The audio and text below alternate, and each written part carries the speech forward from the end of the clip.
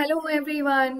So welcoming you back in the new session of the sample paper ICSE 2024-25. So this is the last video. We are already done till question number 6 and last video means two more questions are left. So without wasting our time, let us start. Now question number 7. Define a class to accept a number. So first we have to accept a number. As you know very well, if you have prepared well for your exams, you know every year one question related to number programming is coming in exam. Okay, so define a class to accept a number and check whether it is a super SPY number or not. Super SPY number. So what is the condition for super SPY? A number is called super SPY if the sum of the digits, okay, if the number is 1, 0, 2, 1, so you have to find the sum of its digits. So 1, 0 plus 2 plus 1 is equal to 3 plus 1, 4, equal to the number of digits. So number of digits are 1, 2, 3, 4. 4. They both are equal. So it is a super SPY number. So, well, we have to take a number. And in this also you need to separate all the digits. First you need to count the number of digits present in this number. And then you have to find the sum of all the digits. And then we have to compare it. So question is easy only. The language, so every time they are changing. Now they are not giving the questions which are given in your exam, in your book. Okay. It is like you should be clear with the logical part. Okay. So that you can write the logical part by your own. You should be clear with the logical part and you can create, so that you can create the logical part in your exam by your own. So well, import java.util.asterisk. We have public class and the class name is number programming. So I'm just writing number. Well, after this, you know the common part is public static void main to declare the main function. Okay. String asks you want, then you can write. It's not compulsory, but if you want, then you can write. Then we have the scanner object. So scanner sc is equal to new scanner and we have system.in. Okay, so now you will take a number here. One number is required, one counter variable is required to count the number of digits and you initialize it with 0. Then one sum variable is required in which we will store the sum. One more variable for the separation of digit is required, that is variable d, and if anything else will be required we will take it later. So let me give, okay, first we have to enter a number. So I am just entering the number first. System.out.println, enter a number. Okay, so n is equal to, we have sc.next int. I enter a number. Well, after this you need to store this number into another variable. You know very well when you will use the logical part for the separation of the number, this number will become 0. Okay, so it's better for you to store this number into another variable. Now n is not equals to 0. I am separating the digits from this number. So n modulus 10. Okay, if you don't know this logical part, how to separate the number, I will share the link of the question in which I have given the complete description about the number programming. Okay, so you can just go through it. Well, now we have to use a counter variable. So count is equals to count plus 1, because every time when you will separate a digit, you need to count it. So I'm just using a counter variable, and then this separated digit you need to find the sum. So sum is equal to sum plus d. Now the number is equal to number divided by 10. So this is all about this whole thing. Now you have to check the count that should be equal to this sum. So well, what you will write, if this count is equal to sum, that means it is a super SPY number. Which number? Num is a super SPY number. So display it system.out.println. Num is a super SPY number. Okay, and in else you will display it's not a super SPY number. It's easy only. I think in number programming also this is one of the easiest one. But sample paper, they have just given the type of questions, okay. Is not a, like you can prepare is with respect to the sample paper.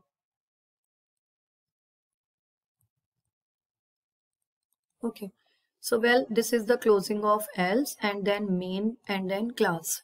So if you will go for the logical part, let me take it again. If the value of the number is 10, n is equals to 1024, 1021.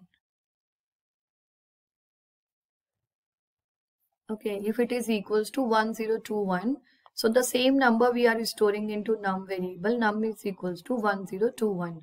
Then here also 1021 is not equals to 0, that is true only. And here you have d is equal to 1021 modulus 10, which will give you the last digit, which is 1. Now here we separated one of the values, so count will become 1. So count is equals to 0 plus 1 is 1. And then sum is equals to 0 plus d is 1 equal to 1. Then we have n is equal to 1021 divided by 10 is equals to 102. Well, this process will be repeated for 102 is not equals to 0. So this is again true, and now 0 will be separated. It will increase the value of count by 1 and this will be added with 0. Okay, and here 10. So like that the process is going to be repeated. Now it will be 1021. Okay, this one is 2 then. That's wrong only, na? The second digit from right to left we are moving. Okay, so this was 2. Okay, and then 1 plus 2 will become 3. And this also, let me just rub it properly. Okay, so now count variable to will be increased by 1 and sum is 0. 1 plus the second value is 2. So this will become 3. Now 10 upside. So now the value will be separated is 0 and count will increase by 1, 3 and this will be added with 0 is equals to 3 and this is 1. Now the last value again true, 1 only, TRU8 and this also true. So this will be separating 1. So 3 plus 1 is 4 number of digits and this will be added with 1 is equals to 4 and this will become 0. 0 is not equals to 0 will become false and you will be outside. Where the count value is 4, so it will display 4 is equals to 4 and will display 1021 is a super SPI number. Okay, so let me show you the complete code one more time if you want to take a screenshot of it. So this is the code, this is the logical part and here we are displaying the result. Okay, if it is a single statement, you can skip using those curly braces also, which is completely fine. Okay, so compound statements are compulsory to give in curly braces, but the normal thing though you can skip the curly braces, no problem. Well, we are moving to the last question now, which is a function overloading question, and normally this question is also coming in exam. So define a class to overload the method display. The method overload is display only as follows. You can see we have here display, we have here display, and we have here display. So 3 display functions are given. So one by one we have to work with all the display functions. So let me reduce the size of it because now I need to work on this question again and again. So it is question number 8. Question number 8 is it is starting with the same thing, import java.util and dot asterisk. Then we have public class. Okay, public class name is not given. So then we have the first void display. Void display means this function is not returning any outcome. Return type is void. You have to display this pattern. It is a square type of pattern. So first we will check the number of lines here, 1, 2, 3, and then in individual line how many elements we have to display, 1, 2, 3, 4, 5. So it is rows are 3 and the elements are 5. So 3 by 5 thing is there. Okay, then if you will check for the elements, the position which is from 0, 1, 2, 3 and 4. So position 0, 2 and 4 which is even value, 0, 2, 4 which is even value, and for even value you need to display 1. And if it is the position is 1 and 3, so it is odd value, and for odd value we have to display 2. This you have to follow for all the outputs. So start now. First I am using a for loop here. Int I is equal to, this is going to execute for a number of times. So you have I is equal to 1, I is less than equal to you can take 3, and then I plus plus. Okay, so 3 times it will work. Then you have the second one, int j is equal to okay, if you are starting from 0, so if you are starting from 0, so then 0, and j is less than 0, 1 to 4, so j is less than equal to 4, and j plus plus. Right, now 0, 2 and 4, these are even values, right? For even values we have to display what? 1. So you just take it. If j modulus 2, even we can find with the help of modulus 2. If j modulus 2 is equals to 0, then we have system dot out dot print. Okay, in the same line you have to display the value of sh I and j, so we don't have to display. It is 1 we have to display for even. Okay, 0, 2 and 4. So display 1 as a character. So I am taking it in a double quotes. Okay, and else is to display that thing in. If you want to skip curly braces, you can skip. We have system dot out dot print, and then you display 2. Okay, you can give a space also here. Well, this is perfect only. Then inner loop you close, and then we have system dot out dot println, which will take you out from the this one. Will take the compiler into the next line and will start displaying it for the next loop. Okay, when this is the closing of outer loop and this is the closing of function. I'll check it one more time. Let me just write down the logical part for the second also first. So we have void display, and then we have int n comma int m. So two integer variables are there to print the quotient of the division of m and n.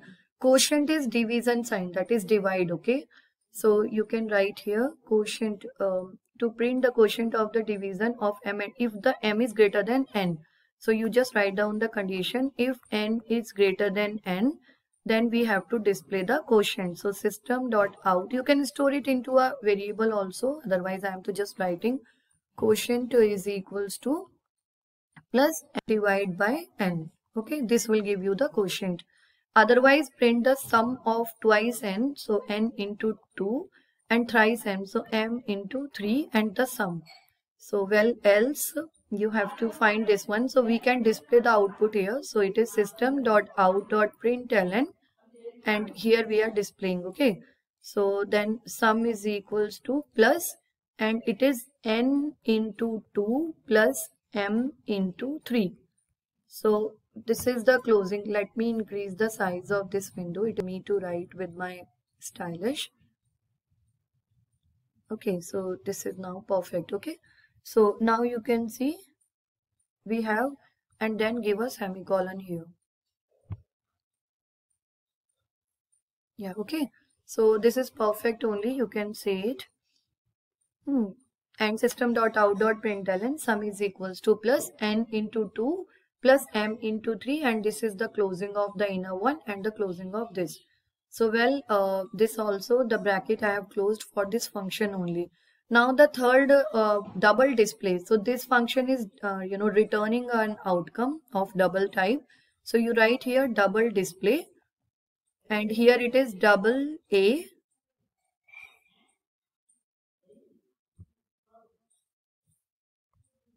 double A double B double C. Okay, double A, double B, and double C. So we have Z is equals to P into Q, and you have to calculate the value of Z. Okay, so Z is P into Q, but what is P and Q? So P, they are saying you can calculate like this, A plus B by C. So first you calculate the value of P, and for P also you take one data type. Okay, it is a division thing, so I am taking double P is equals to A plus B by C. Okay, and then P into Q, I think. So Q is A plus B plus C. Double Q is equals to A plus B plus C. And then Z is equals to P into Q. So it is double Z is equals to P into Q. And finally, you can display the output. Please don't forget to first calculate the values of P and Q. Then only you can work on Z. Okay. So Z is equals to, okay, well, we don't need to display the answer. See, that's the thing. That's what they just, they were just trying to make you confused, because this function is returning one value of Z. Well, let me rub. Okay, and why I'm rubbing this? Because you don't need to display the value. Okay, here they are saying you to return the value. So the return statement is return only. You know, if you want to return the value, so just write it down, return, and then you can write Z here. Okay, so well, this is the thing. Let me check if they are asking you to go for the main thing. No, you don't need to write the main function. Let me explain it one more time to you properly. Let me reduce the size of this window so that you can get an idea about this overload function. This overload function is the same name function, is using with multiple purposes. Okay, that is the definition of polymorphism we are using. So the logical part, this is the logical part for the this thing. This is the logical part for the pattern, the square pattern. So here is the pattern and the total lines are three lines are there. Okay, and the elements for the individual line, total 5 elements are there. So it will look like this. Okay, so now when you will check for the element, it is displaying 1 for the even position, which I have taken from 0, 1, 2, 3 and 4. So here too it is 1.